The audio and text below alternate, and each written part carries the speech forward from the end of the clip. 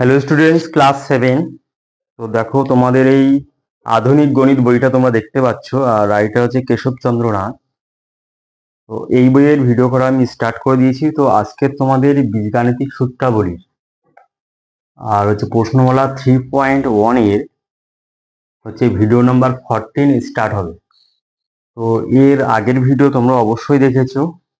তো সেই কনসেপশন অনুসারে আমি এই অঙ্কটা করছি। আর এই চ্যানেলে যদি তোমরা নতুন হও তাহলে এই চ্যানেলটাকে অবশ্যই সাবস্ক্রাইব করে রাখবে এবং পাশে থাকা অল নোটিফিকেশন অন করে রাখবে, যেন পরের ভিডিও আপলোড করার সাথে সাথে যেন তোমরা পেয়ে যাও। ঠিক আছে? তো আমি তোমাদের আছে টার্গেট নিয়েছি পুরো এই যে কেসি নাগের বইটা পুরোটাই একদম একটা ভিডিও তৈরি করবে। ঠিক আছে? তাহলে কি হবে যে ইউটিউবের মাধ্যমে তোমরা হচ্ছে এই বইটার অঙ্ক একদম সুন্দর করে শিখতে পারবে। আর এই যে হচ্ছে কেসি নাগের বইটা এমন একটা বই, এই বইয়ের অঙ্ক তুমি যদি একদম শিখতে পারো তাহলে অঙ্কের বেসিক একদম স্ট্রং হয়ে যাবে। এবং যে সমস্ত কম্পিটিটিভ পরীক্ষা আছে সেই সমস্ত কম্পিটিটিভ পরীক্ষাতে এই বই থেকে অঙ্ক দেয়। ঠিক আছে? তো দেখো, এখানে আছে যে আগের ভিডিওর অঙ্কের মতো যে এম এর মান কত হলে নিচের আমাদের রাশিগুলি পূর্ণবর্গ রাশি হবে। তাহলে এম এর এমন একটা মান এখানে নির্ণয় করতে হবে যে মানটা যে মানটা হলে এই রাশিটা পূর্ণবর্গ রাশি হবে। ঠিক আছে? তাহলে আমরা কি করব, প্রথম টার্গেট হচ্ছে যে আমাদের এই অঙ্কটাকে পূর্ণ বর্গাকারে পরিণত করতে হবে। তাহলে দেখা যাক যে আমরা কোন পার্টটা পূর্ণ বর্গাকারে লিখতে পারছি।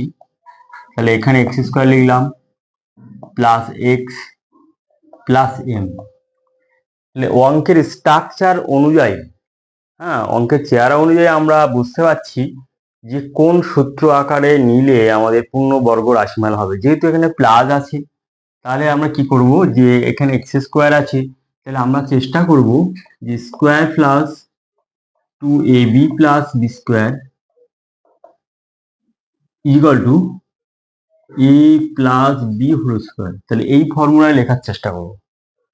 তাহলে এখানে মনে মনে আমরা ধরলাম যে এক্সটাকে এ ধরলাম, এক্স স্কোয়ার প্লাস 2 × এ মানে এক্স, বি এর মান এমন একটা মান লিখবো যেন ক্যালকুলেশন করলে এক্স রাশিটা যেন আমরা পাই। তাহলে বি এর মান নির্ণয় করতে গেলে এই এক্স কে 2x দিয়ে ভাগ করতে হবে। তার মানে X divided by 2x, X X কাটা সমান 1/2। তাহলে এখানে বি এর মান আমরা লিখবো 1/2। ঠিক আছে? তাহলে বি এর ভূমিকা 1/2 কে লিখলে দেখো এখানে যদি সিম্পলিফাই করি তাহলে কিন্তু এক্স আমরা পাই। এবার বি এর মান যখন x/2 লিখলাম তখন আমরা উপযুক্ত একে সম্মান করব, অর্থাৎ এখানে ব্যালেন্স তৈরি করব। ব্যাস। তাহলে বি এর মান লেখার জন্য তাহলে আমরা 1/2 কে বি তৈরি করলাম, তাহলে 1/2 কে স্কোয়ার ফর্মে লিখলাম। এবার এই 1/2 এর স্কোয়ার, অর্থাৎ এই রাশিমালাটা তো উপরের লাইনে নেই, তাকে আউট করতে গেলে 1/2 এর হোল স্কোয়ার লিখলাম মাইনাস। তাহলে এবার দেখো প্লাস মাইনাস যদি আমরা কেটে দিই তাহলে এই ব্যালেন্সটা ঠিক আছে। আর পাশে আমরা এম যেমন ছিল তেমনি আমরা লিখব। তাহলে প্রথমে আমরা এই লাইনটা হচ্ছে মেন ইম্পর্টেন্ট লাইন। তাহলে স্কোয়ার ফর্মে করার জন্য প্রথমে এই দুটো রাশিমালা দেখে আমরা আইডিয়া করব যে আমরা কোন ফর্মুলায় লিখব। ঠিক আছে? তাই যেহেতু এখানে প্লাস আছে তাহলে আমরা কি করব, যে এ প্লাস বি হোল স্কোয়ারের সূত্র অনুসারে যে এই ফর্মটাতে লেখার চেষ্টা করব। লিখে নিয়ে তাহলে এইভাবে একটা রাশিমালা তৈরি করব। এবার এখানে যখন 1/2টা কি করে আনলাম, ওখানে ভাগ করে আমি দেখালাম। 1/2 যখন বি এর ভূমিকায় আসলো তখন ওকে অবশ্যই এখানে বি এর ভূমিকায় অবশ্যই দেওয়া দরকার আছে। কারণ আমরা স্কোয়ার ফর্মে লিখব। এবার যেহেতু 1/2 এর হোল স্কোয়ার এই ফর্মটা উপরে রাশিমালায় নেই, তাহলে আউট করতে গেলে একটা -1/2 এর হোল স্কোয়ার নিয়ে আসবো।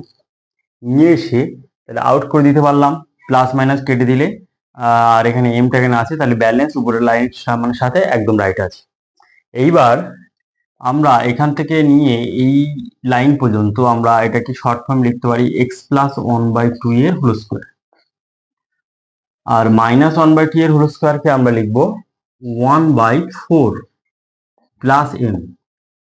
তাহলে আমরা পূর্ণবর্গাকারে লিখতে পাচ্ছি শুধুমাত্র এইটুকু পার্ট, আর এইটুকু পার্টকে আমরা পাচ্ছি না, অর্থাৎ এইটুকু পার্টকে আমরা পাচ্ছি না মানে এবার পূর্ণবর্গাকারে লিখতে গেলে এবার দেখো এইটুকু পার্ট যদি না থাকতো তাহলে পুরো রাশিমালাটাকে আমরা স্কোয়ার ফর্মে লিখতে পারতাম। তাহলে না না থাকতো মানে যদি শূন্য হতো। তাহলে এবার লিখবো যে প্রদত্ত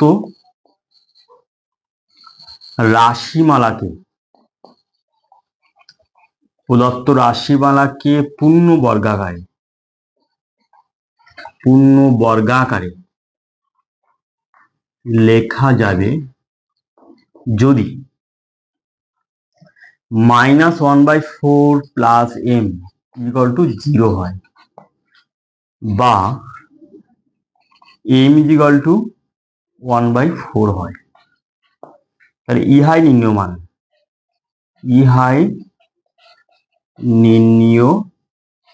মান, অর্থাৎ m এর মান যদি 1/4 হয় তাহলে কিন্তু আমরা স্কোয়ার ফর্মে লিখতে পারছি। দেখো আনসার চেক করা যাক।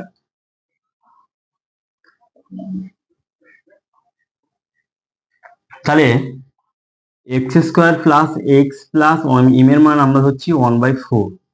তাহলে এখানে আমরা যে মানটা পেয়েছি তাহলে উত্তর চেক করে দেখতে পাচ্ছি যে আমাদের স্কোয়ার ফর্মে লিখতে পাচ্ছি কিনা, ইকুয়াল টু এক্স প্লাস 1/2 এর হোল স্কোয়ার। আর স্কোয়ার ফর্মে লিখতে পাচ্ছি, তার মানে আমার আনসার একদম ঠিক আছে। তাহলে এইভাবে এই রাশিমালাকে পূর্ণবর্গাকারে প্রকাশ করা যাবে, এইভাবে লিখতে হবে। ঠিক আছে, লিখে তারপর এইভাবে এন এর মান বের করতে হবে। ঠিক আছে, এইবার এই অঙ্কটার কনসেপশন অনুসারে তোমরা এর পরে যে সমস্ত অঙ্ক তোমরা অবশ্যই করতে পারবে, বা এই সমস্ত অঙ্ক এইভাবে এই প্যাটার্নে শেখার পরে মানে এই প্যাটার্নের অঙ্ক যে কোনো ভাবে থাক না কেন তোমরা অবশ্যই করতে পারবে। অর্থাৎ যেমন অঙ্কের চেহারা যদি এইরকম থাকে, সাপোজ যদি ধরো পি স্কোয়ার প্লাস মানে যে কোনো সংখ্যা তোমরা নিজের থেকে লিখতে পারো। ধরো এখানে 3p, হ্যাঁ, প্লাস ধরো m, তাহলে m এর মান m এর কোন মানের জন্য এই রাশিমালাটি পূর্ণবর্গ সংখ্যা হবে, তোমরা নিজের থেকে অঙ্ক তৈরি করে এই প্রসেসে একদম সলভ করতে পারো। ঠিক আছে, আবার এরকম করতে পারো, ধরো 64 m স্কোয়ার প্লাস যা ইচ্ছা তাই, মানে যে কোনো সংখ্যা এখানে মানে দিয়ে দিতে পারো। ধরো 1/7 m প্লাস ধরো p। তাহলে এখানে যেহেতু স্মল m আছে মানে এখানে আর m আমরা দিচ্ছি না। তাহলে p এর কোন মানের জন্য এই রাশিমালাটি পূর্ণবর্গ অংশ মানে সংখ্যা হবে। তাহলে এই সমস্ত অঙ্ক তোমরা এই একই রকম ভাবে এক্স স্কোয়ারের সহগ বা এক্স এর সহগ চেঞ্জ করে করে দেখো, আমি এখানে চেঞ্জ করে দিয়েছি। এখানে মানে চল রাশিও মানে একদম পাল্টে দিয়েছি। তাহলে পাল্টে পাল্টে নিয়ে এই টাইপের অঙ্ক, যে কোনো টাইপের অঙ্ক এই টাইপে থাকলে তোমরা এই নিয়মে সলভ করতে পারো। ঠিক আছে, ওই জন্য অঙ্কটাকে এমনভাবে শিখতে হবে যেন ওই টাইপের যত অঙ্ক আছে সবগুলোই যেন তোমরা অবশ্যই করতে পারো। তাহলে এই অঙ্কটা আশা করি তোমরা অবশ্যই বুঝতে পারলে। তাহলে এর পরে অঙ্ক দেখো।